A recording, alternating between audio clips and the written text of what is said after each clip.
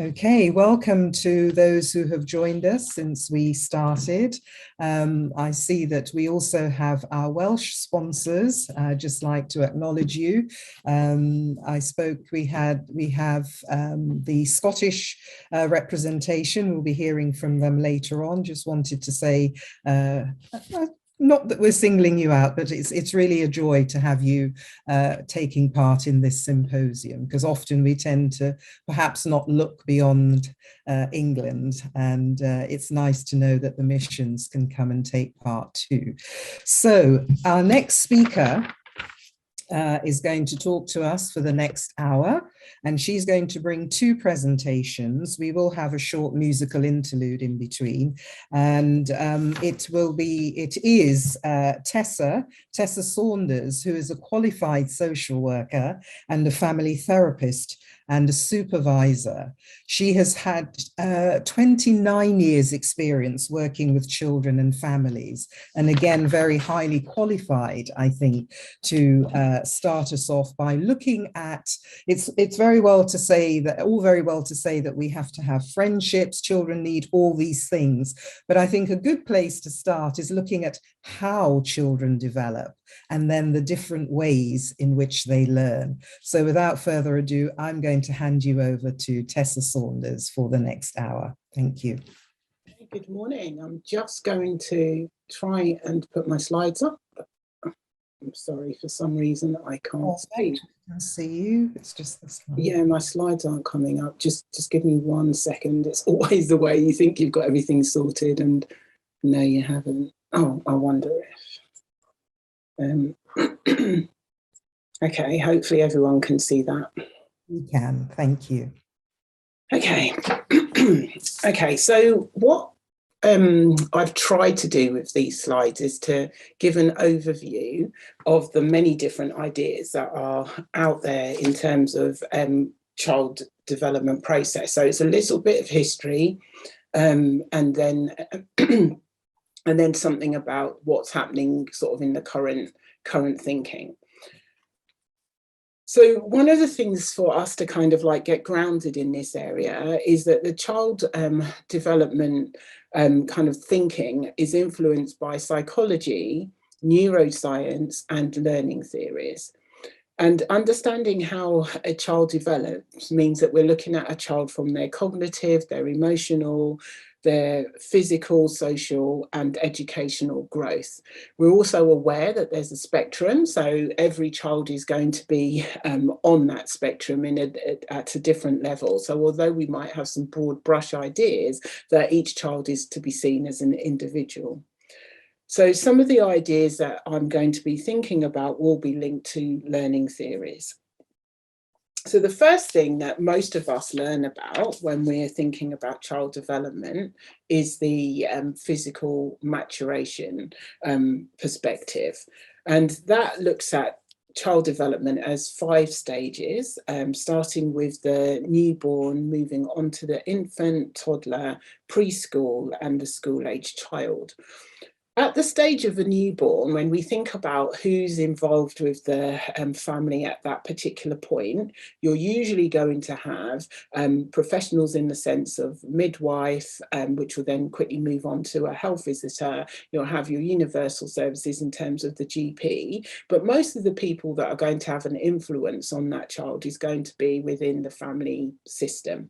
And depending on the kind of culture that you live in, then that might be extended to include people that are wider than the immediate who lives in the house. So most of us are aware of this if we have a child, because children come with a personal kind of healthcare record, and that usually has charts in it that are then used as a kind of benchmark that we're going to be working towards. So one of the things that a newborn would be expected to do is to move their head from side to side, to see close up objects and to turn towards sounds and cry to indicate a need. Now, what these are showing us is that from a very early age, we're already looking in on, is the development okay? If it isn't, is there something that we could be doing about it in terms of physical health? Then we start to see the beginnings of the social elements in that newborns start to smile at people. Once a child gets to the infant stage, we might at this point start seeing the carer and the child leaving the house to spend more time in activities such as church, and maybe go into group exercises like mothers and babies, baby massage, swimming, etc. So at this stage, we have 3 to 6 months of age. The infant might recognise familiar faces, beginning to make noises, controlling their head movements and bringing their hands together. We're expecting them to start sitting without support. They may bounce when they're held in a standing position, and they'll respond to people calling their name. And they'll start to use gestures as well to do their communication. Between the ages of 9 and 12 months, they can point at things, pick up objects, crawl, and even stand with support. And children can imitate sound and gestures. So we'll begin to see some kind of differentiation at this stage, in that some children might go straight from sitting to walking and not do any crawling. Some people might do their own variation on crawling, and you might start hearing people talking about, oh, my child did this at this stage. So comparisons might be coming in at this kind of stage, in terms of either a parent who's got other children, or in terms of other people who are connected with the family.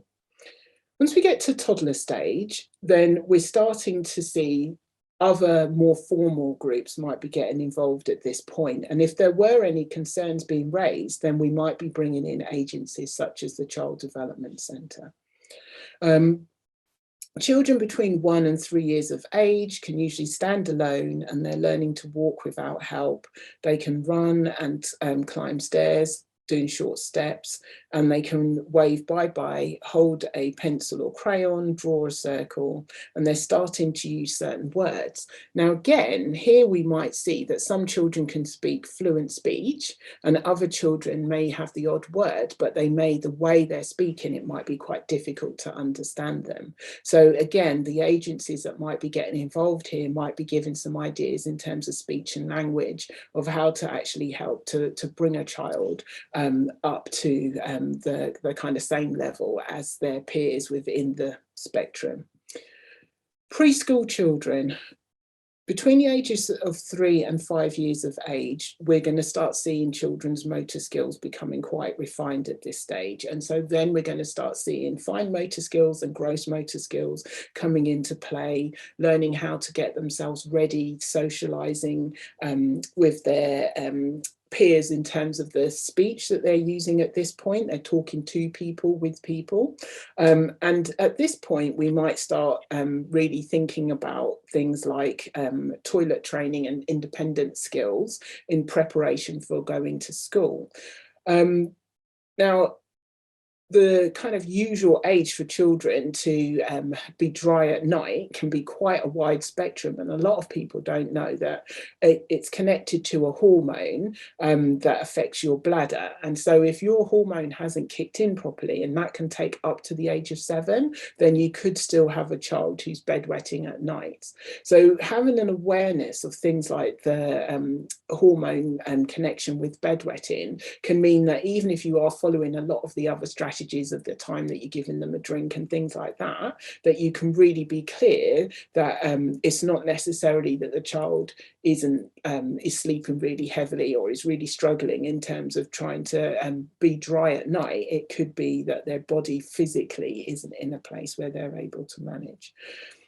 And then once we get to the final stage, we're now looking at school age children, and this will be from the ages of between kind of like 5 and 18, depending on obviously the country that you're in. And at this stage, we're expecting children to be quite independent in terms of their self-care, and to be able to start thinking about their own way of seeing the world and learning. And they're starting to actually interact with teachers and their peers, and starting to put these concepts together.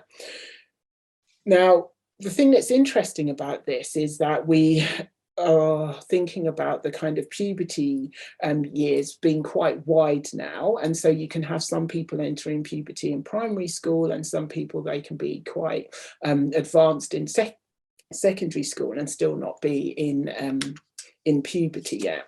So these are things where the child is as they're gaining age, they're much more aware of the differences between them and their peers, and so you can get much more in terms of self-identity and self-esteem issues coming up at this particular stage. But in terms of that kind of physical maturation, the concentration is really on, are they doing the different things they should be doing at that age range? And it's thinking about it in terms of the kind of like basic intellect and basic physical development, and you're not really thinking about any of the other elements.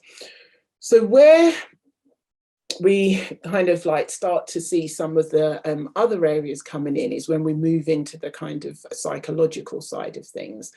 And at this stage, there were a number of different theories that came in. And the first one that came in was the psychoanalytical approach.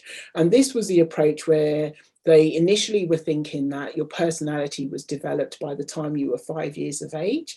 And this was developed further into seeing that there were like 8 stages of psychosocial development, and that these went from birth up until death, and that it tended to be a developmental crisis that was leading to growth and development.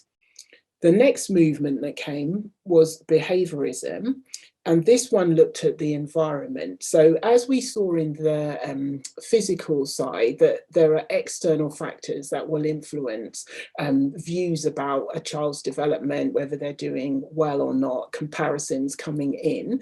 And what this started to think about was, if you have certain feedback from the environment that you're in, then that is what's going to influence your behavior. And then Piaget came in and he started to talk about cognitive development. And this looks at how we are understood and how we interact with the environment. And he identified 4 different stages. So as you can see from the picture, the stages are from 0 to 2, 2 to 7, 7 to 11, and 12 upwards. And so very much his thinking was, by the time you were at the age of 12, you would learn everything that you needed to learn in terms of the skill set that you would need to be able to become a competent adult. And what some of the kind of theories that came afterwards started to question was, that there are some people who at the age of 12 are not able to do some of the things that come under the formal operational stage. So just to give a little bit of detail about what these different stages are, the sensory motor stage is when children are learning about things existing outside of themselves, and they're beginning to kind of like name objects, and they're using their 5 senses in order to get an idea of what the world is about. The pre-operational stage is where they're acquiring language and thinking symbolically. So play is seen as really important in this particular model. And if you're using imaginative play in order to get an understanding of how things are around you. Concrete operational is looking at logical thinking. So in the diagram, you can see that there is a child holding 2 glasses. They both have the same amount of water in them, but because of the different shape of the glasses, it can make of the glass that they're holding, they might think that one has more than the other, but as time goes on, they will learn to see that it's the same amount of water in both. And then once you get to the formal operational stage, you're now at a place where you can start to be much more abstract in your thinking and understand some of the theoretical concepts, and these are the ones that are needed for creative thinking and problem solving. So part of the criticisms of this approach was that at the time when he was doing his research, he had a very small group of children that he was looking at. It's very Eurocentric in terms of the thinking behind it. And over time, some of the stages are seen as being much earlier, so that children are able to do some things he was talking about. They're doing it at a lot younger stage now.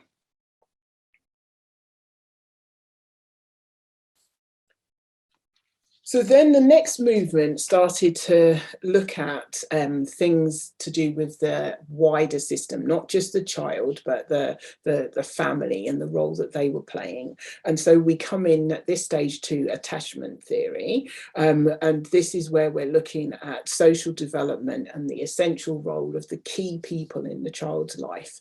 So initially, when attachment theory came in, it was looking at the main carer. And over time, they started to look at other important caring roles that the child will experience, and starting to think about the different types of attachment. And different types of attachment will affect how people go on to develop relationships in adulthood. After the attachment theory approach, the next one was social learning theory. And this one was very much focusing on observation and modeling. So some of the ideas that we're seeing now coming up are ones that we're still very much influenced at the moment in the way how education is taught and how we think as parents.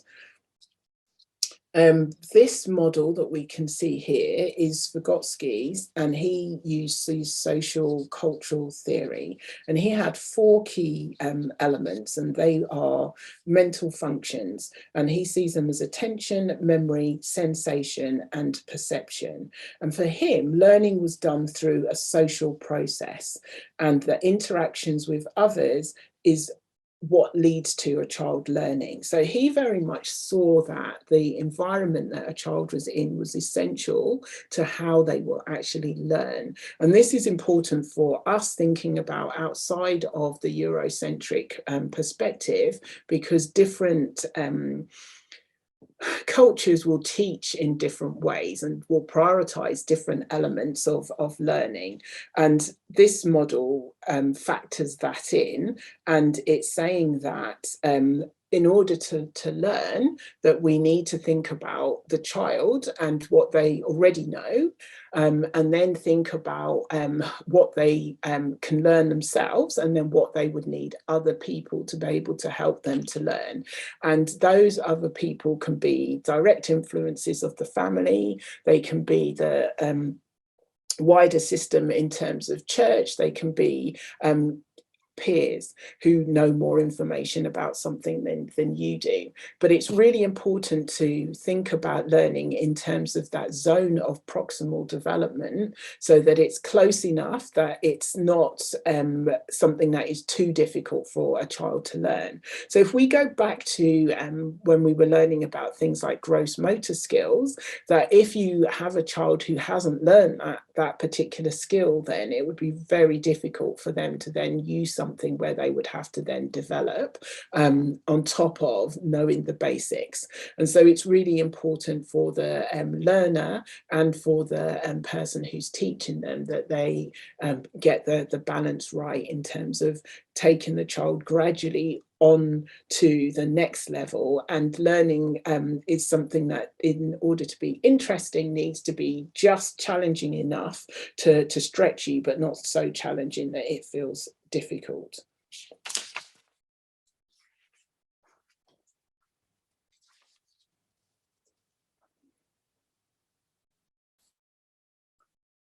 And then the next level of understanding is thinking about the child as a whole.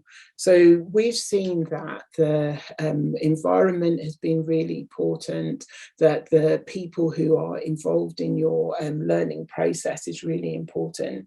And now we're learning about the whole child in terms of development across the board. So this approach thinks about starting off with the individual. And so learning about me is about learning how to use my body and exploring my mind and learning about self. This will include the emotional as well as the physical development. Then we get into the learning about us in terms of social interaction with others. And this is learning about thoughts and feelings and behaviors.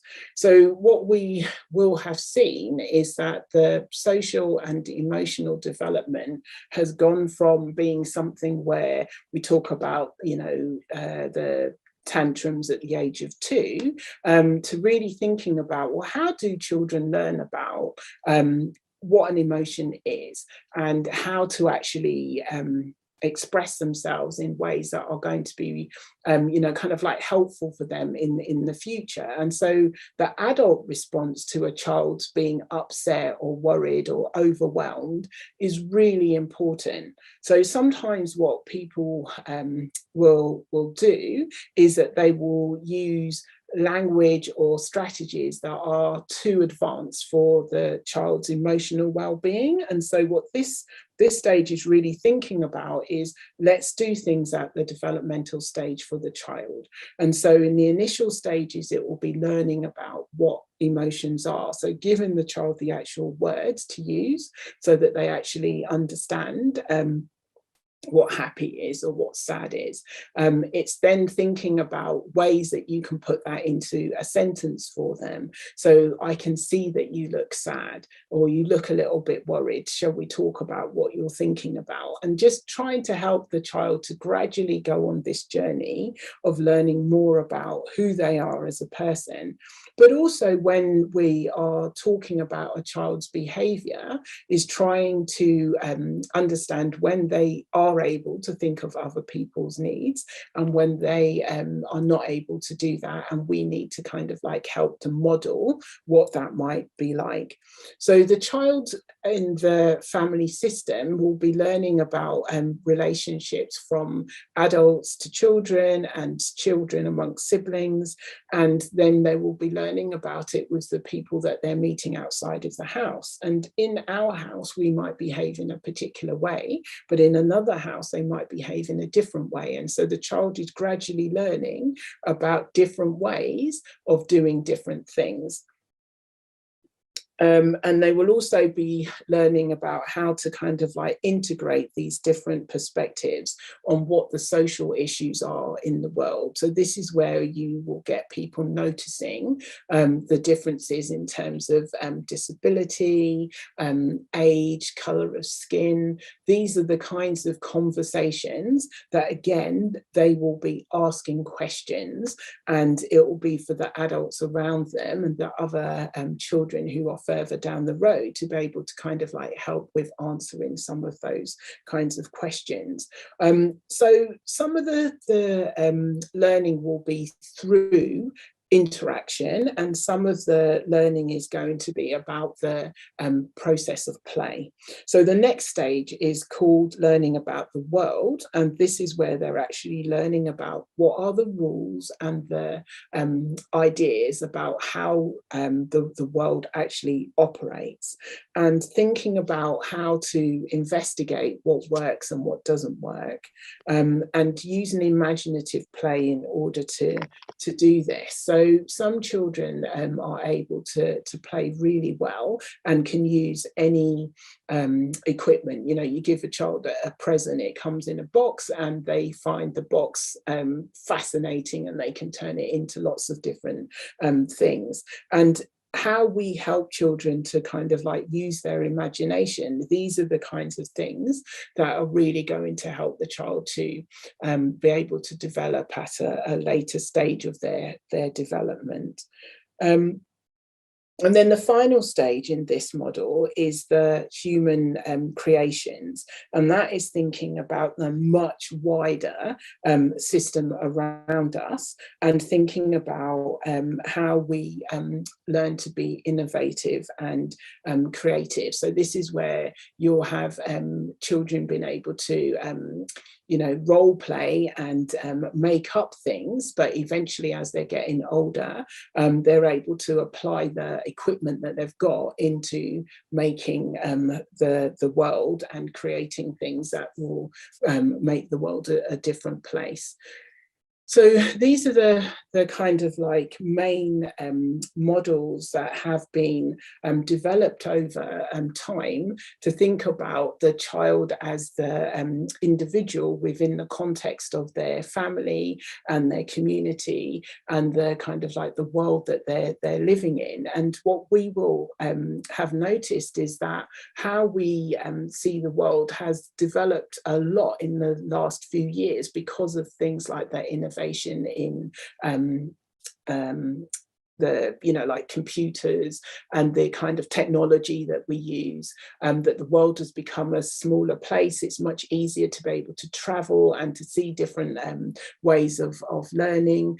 People have taken ideas from different cultures in terms of how they teach particular things, and so the kind of like models like Montessori and the way that they teach responsibility and how children interact with each other, they have had a big influence on how we see child development. So I think, yeah, we've come to the end of the slides on this one.